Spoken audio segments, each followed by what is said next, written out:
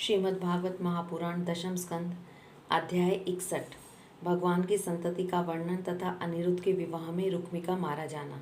श्री सुखदेव जी कहते हैं, परीक्षित, भगवान श्री कृष्ण की प्रत्येक पत्नी के गर्भ से 10-10 पुत्र उत्पन्न हुए। वे रूप, बल आदि गुणों में अपने पिता भगवान श्री कृष्ण से किसी बात में कम न थे। राजकुमारियाँ देखती कि भगवान श्री कृष्ण हमारे महल से कभी बाहर नहीं जाते, सदा हमारे ही पास बने रहते हैं। इससे वे यही समझती कि श्री कृष्ण को मैं ही सबसे प्यारी हूँ। सच पूछो तो वे अपने पति भगवान श्री कृष्ण का तत्व, उनकी महिमा नहीं समझती थी। वे सुंदरियाँ अपने आत्मानंद में एक रस स्थित भगवान श्री कृष्ण के कमल कली के समान सुंदर मुख, विशाल बाहु, कर्ण स्पर्शी नेत्र, प्रेम भरी मुस्कान, रसमय चितवन और मधुर वाणी से स्वयं ही मोहित होती रहती थी। वे अपने श्रृंगार संबंधी हाव भाव से उनके मन को अपनी ओर खींचने में समर्थ न हो सकी। वे 16,000 से अधिक थी। अपनी मंद मंद मुस्कान और तिरछी चितवन से युक्त मनोहर भौहों के इशारे से ऐसे प्रेम के बाण चलाती थी जो काम कला के भावों से परिपूर्ण होते थे, परंतु किसी भी प्रकार से किन्हीं साधनों के द्वारा वे भगवान के मन एवं इंद्रियों में चंचलता नहीं उत्पन्न कर सकी। परीक्षित, ब्रह्मा आदि बड़े बड़े देवता भी भगवान के वास्तविक स्वरूप को या उनकी प्राप्ति के मार्ग को नहीं जानते। उन्हीं रमारमण भगवान श्री कृष्ण को उन स्त्रियों ने पति के रूप में प्राप्त किया था। अब नित्य निरंतर उनके प्रेम और आनंद की अभिवृद्धि होती रहती थी और वे प्रेम भरी मुस्कुराहट, मधुर चितवन, नव समागम की लालसा आदि से भगवान की सेवा करती रहती थी। उनमें से सभी पत्नियों के साथ सेवा करने के लिए सैकड़ों दासियां थीं।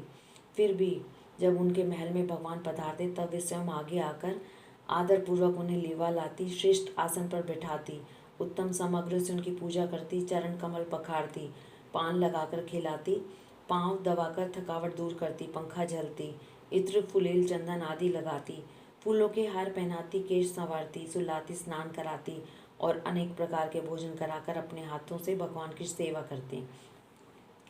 परीक्षित, मैं कह चुका हूँ कि भगवान श्री कृष्ण की प्रत्येक पत्नी के 10-10 पुत्र थे। उन रानियों में 8 पटरानियाँ थीं जिनके विवाह का वर्णन मैं पहले कर चुका हूँ। अब उनके प्रद्युम्न आदि पुत्रों का वर्णन करता हूँ। रुक्मिणी के गर्भ से 10 पुत्र हुए। प्रद्युम्न, चारुदेशन, सुदेशन, पराक्रमी, चारुदे, सुचारु, चारुगुप्त, भद्रचारु, चारुचंद्र, विचारु और 10वां चारु। ये अपने पिता भगवान श्री कृष्ण से किसी बात में कम न थे। सत्यभामा के भी 10 पुत्र थे। भानु, सुभानु, सर्वभानु, प्रभानु, भानुमान, चंद्रभानु, वृद्धभानु, अतिभानु, शिवभानु और प्रतिभानु। जामवंती के साम आदि 10 पुत्र थे। साम, सुमित्र, पुरजित, शतजित, सहस्त्रजित, विजय, चित्रकेतु, वसुमान, द्रविड़ और कर्तु। ये सब श्री कृष्ण को बहुत प्यारे थे। नाग्न, जीति, सत्या के भी 10 पुत्र हुए। वीर, चंद्र, अश्वसेन, चित्रगु, वेगवान, वृष, आम, शंकुश, वसु और परम तेजस्वी कुंती। कालिंदी के 10 पुत्र थे। श्रुत, कवि, वृष, वीर, सुबाहु, भद्र, शांति, दर्श, पूर्णमास और सबसे छोटा सोमक। मध्य देश की राजकुमारी लक्षणा के गर्भ से प्रघोष, गात्रवान, सिंह, बल, प्रबल, उदर्वग, महाशक्ति, सह, ओज और अपराजित का जन्म हुआ। मित्रविंदा के पुत्र थे वृक, हर्ष, अनिल, गृध, वर्धन, अनाद, महाश, पावन, वहनी और शुद्धि। भद्रा के पुत्र थे संग्रामजित, वृत्सेन, शूर, प्रहरण, अरिजित, जय, सुभद्र, वाम, आयु, सत्यक। इन पटरानियों के अतिरिक्त भगवान की रोहिणी आदि 16,100 और भी पत्नियां थीं। उनके दीप्तिमान और ताम्र तप्त आदि 10-10 पुत्र हुए। रुक्मिणी नंदन प्रद्युम्न का मायावती रीति के अतिरिक्त भोजकट नगर निवासी रुक्मी की पुत्री रुकमवती से भी विवाह हुआ था। उसी के गर्भ से परम बलशाली अनिरुद्ध का जन्म हुआ। परीक्षित, श्री कृष्ण के पुत्रों की माताएं ही 16,000 से अधिक थी, इसलिए उनके पुत्रों की संख्या करोड़ों तक पहुंच गई। राजा परीक्षित ने पूछा, परम ज्ञानी मुनीश्वर भगवान श्री कृष्ण ने रणभूमि में रुक्मी का बड़ा तिरस्कार किया था, इसलिए वह सदा इस बात की घात में रहता कि अवसर मिलते ही श्री कृष्ण से उसका बदला लूं और उसका काम तमाम कर डालूं। ऐसी स्थिति में उसने अपनी कन्या रुकमती अपने शत्रु के पुत्र प्रद्युम्न जी को कैसे ब्याह दी, कृपा करके बतलाइए। 2 शत्रुओं में श्री कृष्ण और रुक्मी में फिर से परस्पर वैवाहिक संबंध कैसे हुआ? आपसे कोई बात छिपी नहीं है, क्योंकि योगी जन भूत, भविष्य और वर्तमान की सभी बातें भली भांति जानते हैं।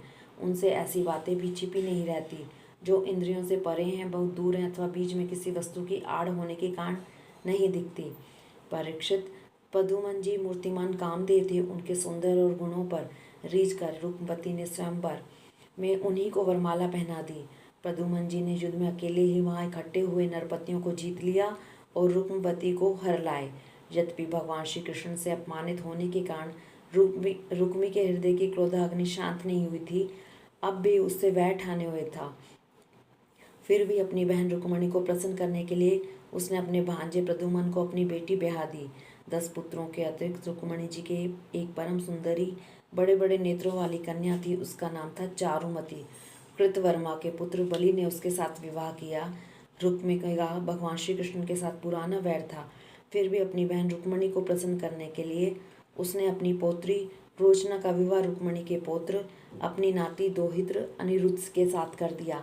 यद्यपि रुक्मी को इस बात का पता था कि इस प्रकार का विवाह संबंध धर्म के अनुकूल नहीं है, फिर भी स्नेह बंधन में बंधकर उसने ऐसा कर दिया। अनिरुद्ध के विवाह उत्सव में सम्मिलित होने के लिए भगवान श्री कृष्ण, बलराम जी, रुक्मणी जी, पद्म, सांब आदि द्वारकावासी भोजकट नगर में पधारे। जब विवाह उत्सव निर्विघ्न समाप्त हो गया, तब कलिंग, नरेश आदि घमंडी नरपतियों ने रुक्मी से कहा कि तुम बलराम जी को पासों को खेल में जीत लो। राजन, बलराम जी को पासे खेलने तो आते नहीं, परंतु उन्हें खेलने का बहुत व्यसन है। उन लोगों के बहकावे से रुक्मी ने बलराम जी को बुलाया और वह उनके साथ चौसर खेलने लगा। बलराम जी ने पहले 100, फिर 1000 और इसके बाद 10,000 मोहरों का दाव लगाया। उन्हें रुक्मी ने जीत लिया। रुक्मी की जीत होने पर कलिंग नरेश दांत दिखाकर ठेका मारकर बलराम जी की हंसी उड़ाने लगा। बलराम जी को यह बात सहन ना हुई, वे बहुत चिढ़ गए। इसके बाद रुक्मी ने 1,00,000 मोहरों का दाव लगाया। उसे बलराम जी ने जीत लिया, परंतु रुक्मी धूर्तता से यह कहने लगा कि मैंने जीता है। इस पर श्रीमान बलराम जी क्रोध से तिलमिला उठे। उनके हृदय में इतना शोभ हुआ मानो पूर्णिमा के दिन समुद्र में जवार आ गया हो।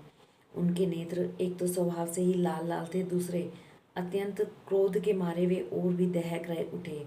अब उन्होंने 10 करोड़ मोहरों का दाव रखा। इस बार भी धूत नियम के अनुसार बलराम जी की ही जीत हुई, परंतु रुक्मी ने छल करके कहा मेरी जीत है।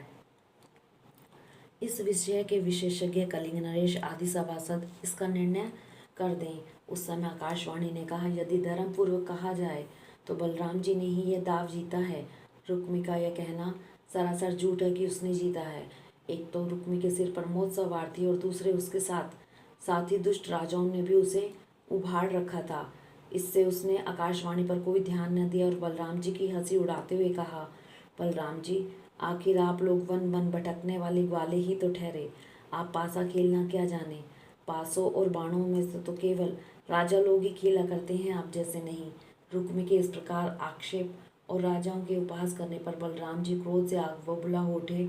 उन्होंने एक मुद्गर उठाया और उस मांगलिक सभा में ही रुक्मी को मार डाला। पहले कलिंग नरेश दांत दिखा दिखाकर हंसता था, अब रंग में भंग देखकर वहां से भागा, परंतु बलराम जी ने 10 ही कदम पर उसे पकड़ लिया और क्रोध से उसके दांत तोड़ डाले। बलराम जी ने अपनी मुद्गर की चोट से दूसरे राजाओं की बाह, जांघ और सिर आदि तोड़फोड़ डाले। वे खून से लथपथ और भयभीत होकर वहां से भागते बने।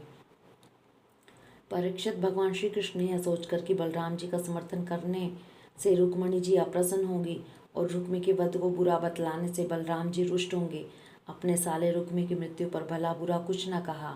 इसके बाद अनिरुद्ध जी का विवाह और शत्रु का वध दोनों प्रयोजन सिद्ध हो जाने पर भगवान के आश्रित बलराम जी आदि यदुवंशी नवविवाहिता दुल्हन रोचना के साथ अनिरुद्ध जी को श्रेष्ठ रथ पर चढ़ाकर भोजकट नगर से द्वारकापुरी को चले गए। हरिओम तत्सत।